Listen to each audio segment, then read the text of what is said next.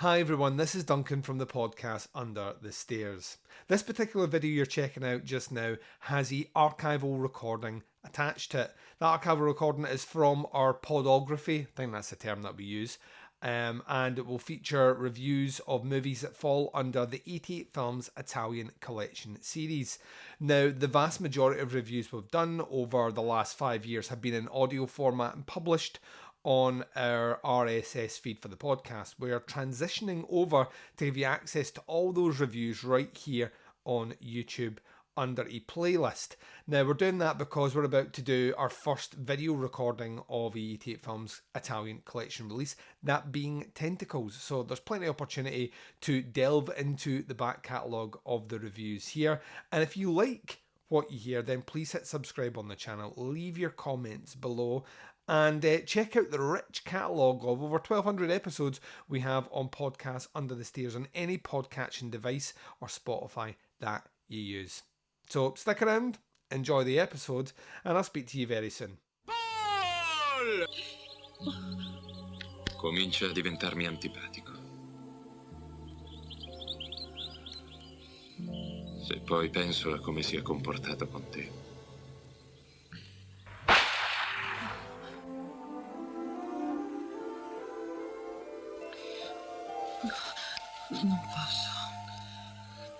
Non posso.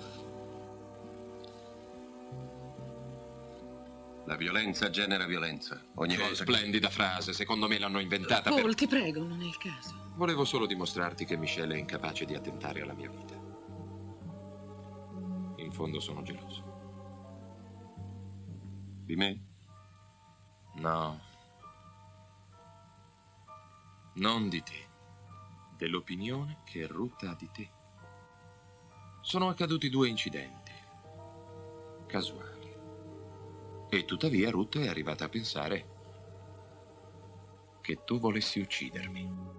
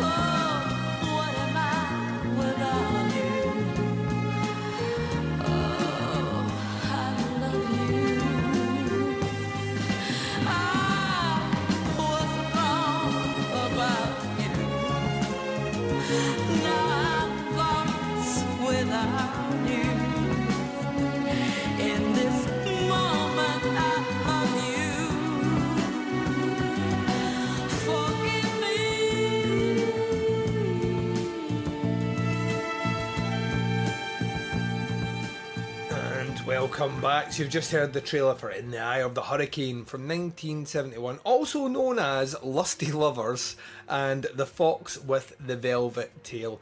I must be honest, if I had to pick a particular title for this one, the giallo one clearly is The Fox with the Velvet Tail, although Lusty Lovers is probably the most accurate description of them all. On the 88 Films website, they say the following things. Also known under the Giallo-esque moniker, the fox with the velvet tail, and the more self-explanatory lusty lovers, the super sleaze of Eye of the Hurricane is one of the finest obscurities yet unearthed by 88 Films. Making its British beau in a new HD transfer, Eye of the Hurricane was unleashed on unsuspecting audiences in 1971 and takes a mystery narrative that made Dario Argento's classic The Bird with the Crystal Plumage from 1971 so influential, but adds dabbings of sex and spice to the mix. The focus of this unpredictable oddity is a young beautiful woman whose choice in bed partners may or may not be the cause of some oddball happenings and malevolent threats. With a narrative that just packs in enough boobs and bruises, 88 Films is proud to present this potent potboiler in its uncut and uncensored form.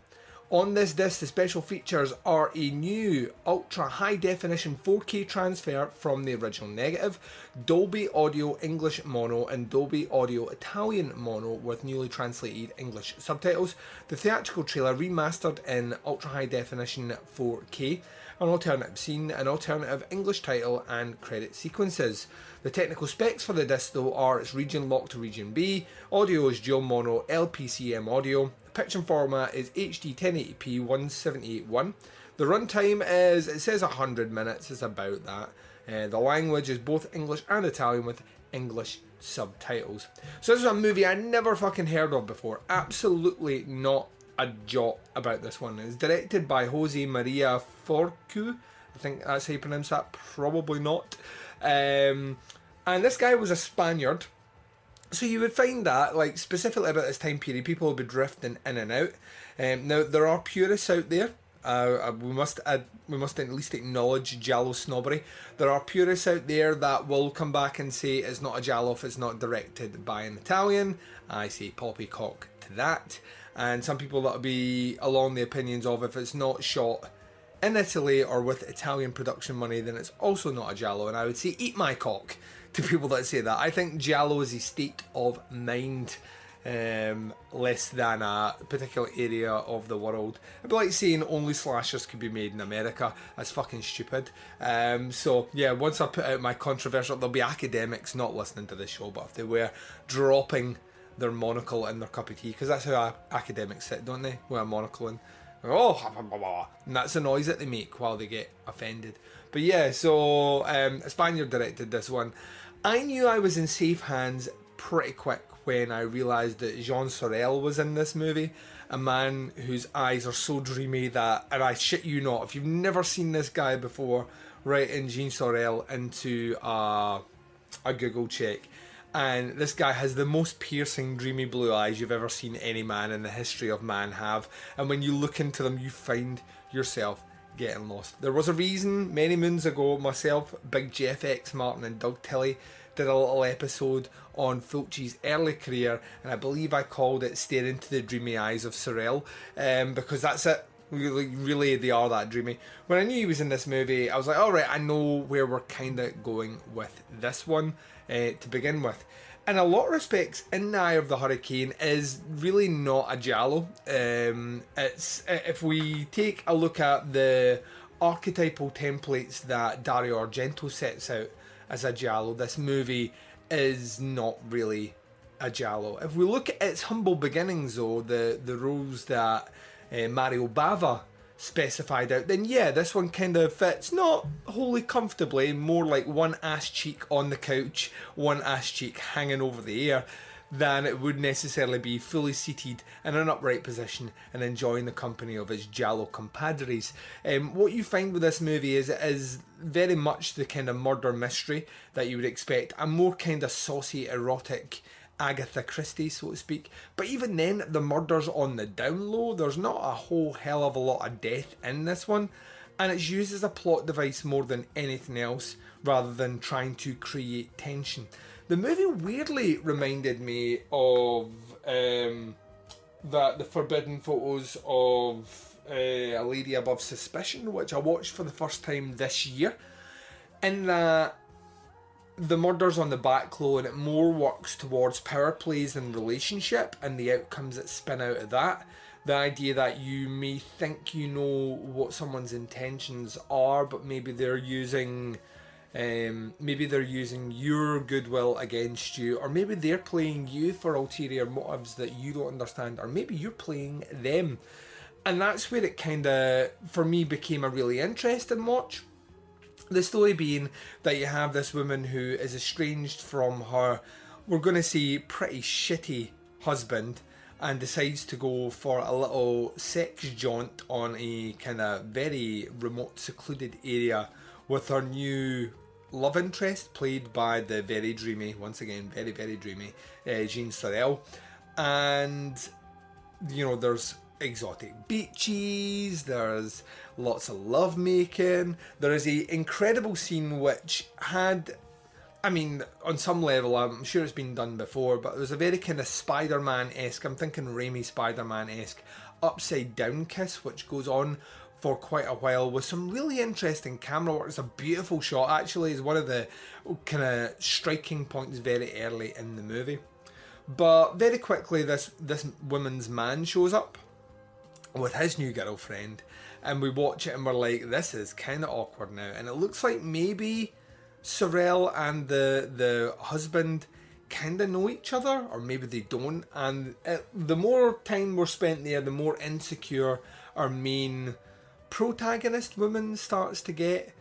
And I'm not going to spoil the ending for this one because it is very much worth watching, although I would say it is an ending that was used quite a lot around this time, so it wasn't necessarily shocking me to my core when it happened. What this movie has in its favour is, I personally think it is fucking incredibly shot. Once again, this is showing the hallmarks of great Italian early 70s cinema. Beautiful cinematography, wonderful landscapes, lavish production, great cast.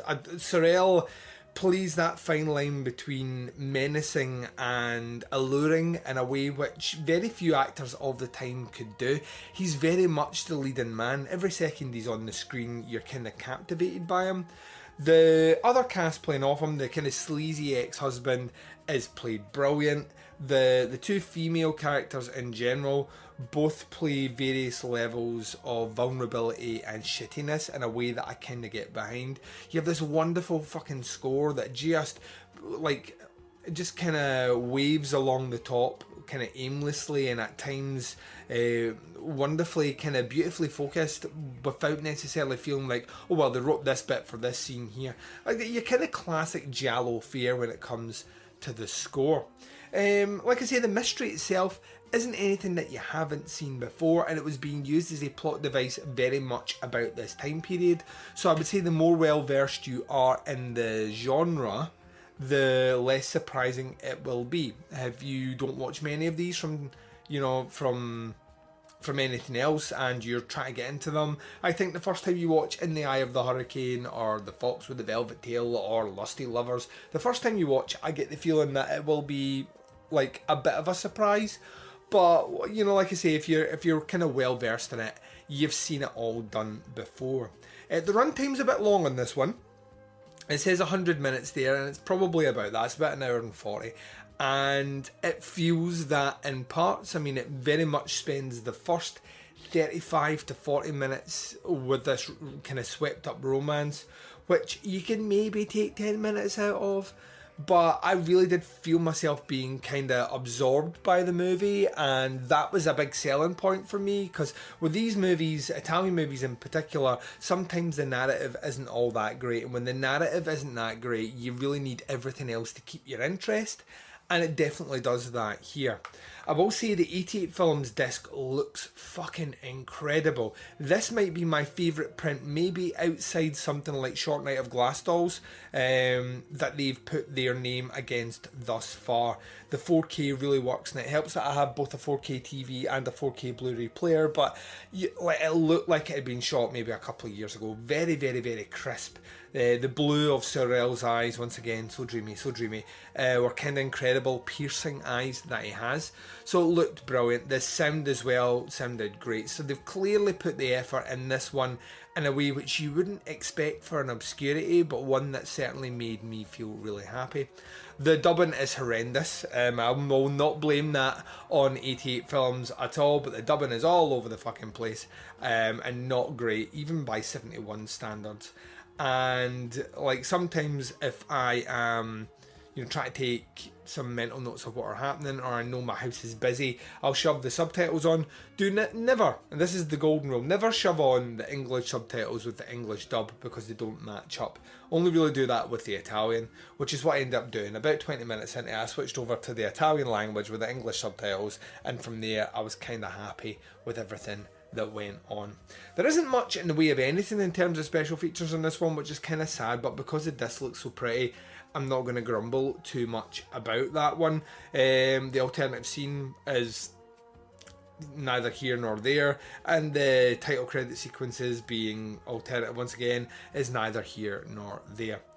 Kind of overall with the In the Eye of the Hurricane, it's a really interesting little movie. It's beautifully shot, it's well acted, it's a kind of erotic thriller than it would be sitting alongside other giallo of the time. It certainly is less crime thriller, although the movie certainly plays towards that kind of goal at the very end. It's more an erotic thriller, erotic mystery, and it's very well done. It's beautifully shot, really well acted. Yeah, there are some pacing issues here, but nothing that is gonna make me roll my eyes too much. I won't be rushing back to see it, but this is one that I'm quite glad is now ticked off my list, and I could see myself watching it somewhere down the line.